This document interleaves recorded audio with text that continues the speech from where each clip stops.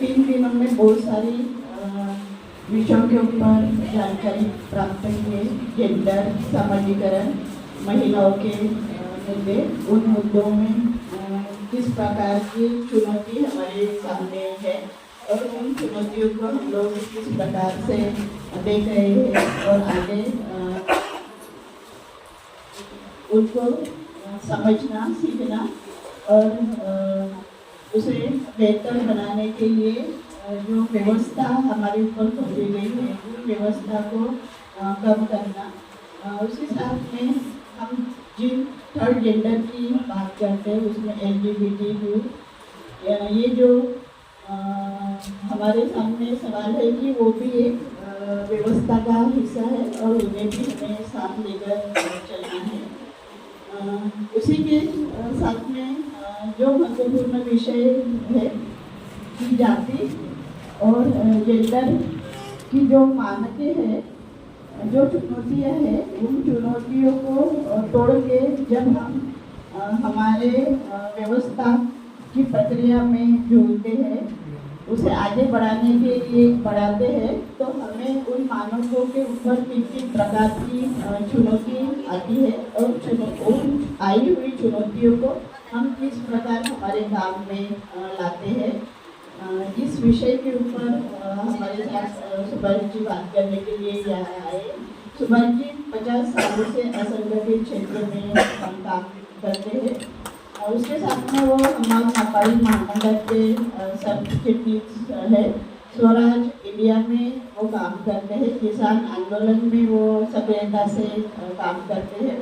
SF Joshi जो foundation है जहाँ जो पूना में है, उनके वो सेक्रेटरी है और ऐसे अलग अलग नेटवर्क में वो काम करते हैं। व्याख्याता है और नेटवर्क में काम करके वो हमेशा सभी को सहयोग देने और मार्गदर्शन करते हैं और हमारे साथ हमेशा वो रहते हैं। तो मैं उनसे विनती करूँगी कि वो अपने विषय के ऊपर बात करें।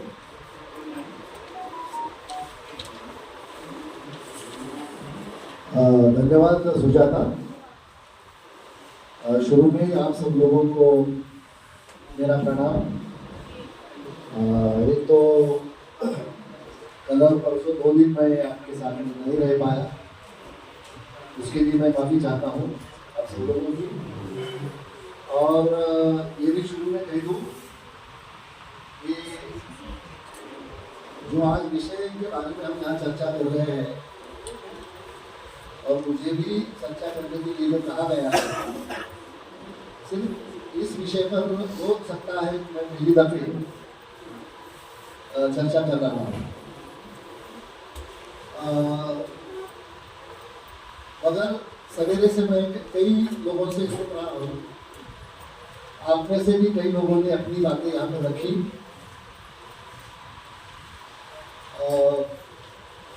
मगर यदि महिलाओं के और खास तौर पे श्रमिक महिला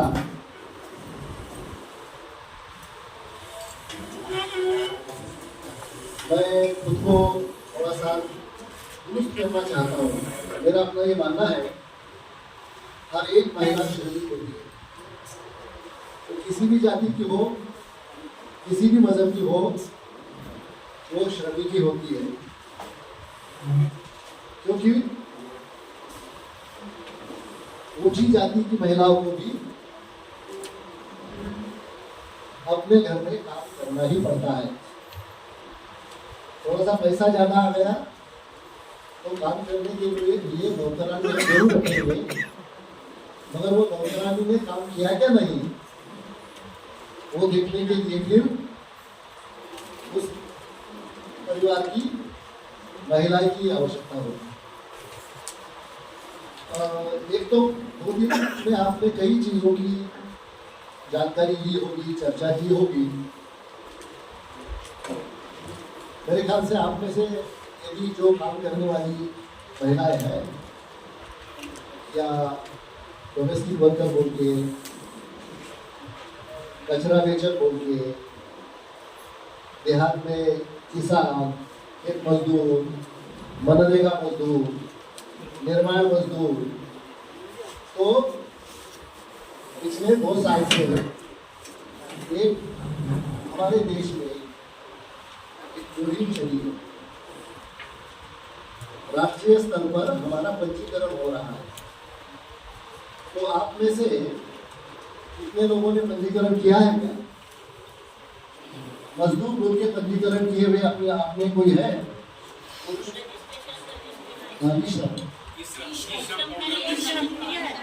किया है। तो वो ई श्रम का तब उन्होंने उसमें जब मैंने पढ़ा पहली दफे, तो वो ई श्रम किसको कौन लोग उसमें शिरकत कर सकते हैं, तो देश के लगभग 160 अलग अलग कामों में बिखरे हुए लोग, 160।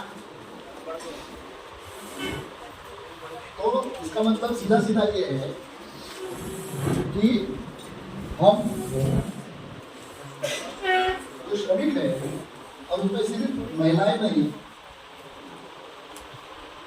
सिर्फ महिलाएं काम करने वाली यदि होगा कुछ, तो हो सकता है कि 160 से आगे भी होगा, 170, 180, क्योंकि कुछ काम तो ऐसे है ना कि सिर्फ महिला ही करती है। तो